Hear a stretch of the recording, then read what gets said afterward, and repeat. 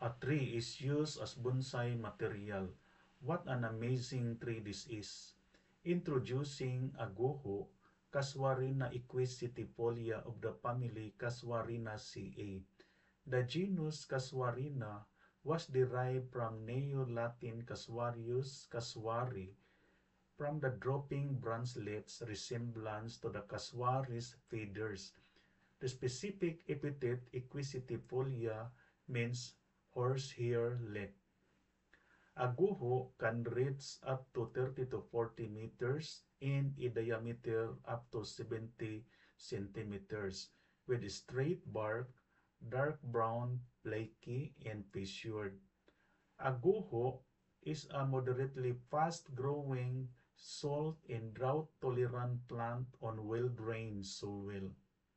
The wood of a guho can be used for general construction, and it can also be used to produce paper pulp and is a good raw material for rayon fibers.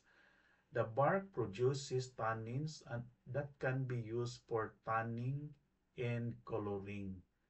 A decoction of the bark is used as an excellent astringent, but should not be taken in large doses. It can stop diarrhea and dysentery. Bark powder is prescribed for acne. The bark and branches infusion is used as a tonic and diuretic respectively. Decoction of the twigs is used as a lotion for swelling. Leaves are used to treat sudden recurrence of acute abdominal pain.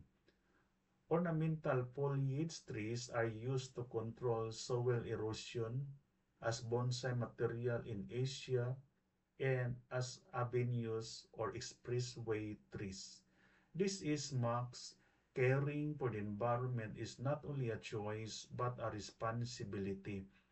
Our efforts, even if small, when combined, can make life for a better future. Thank you and God bless.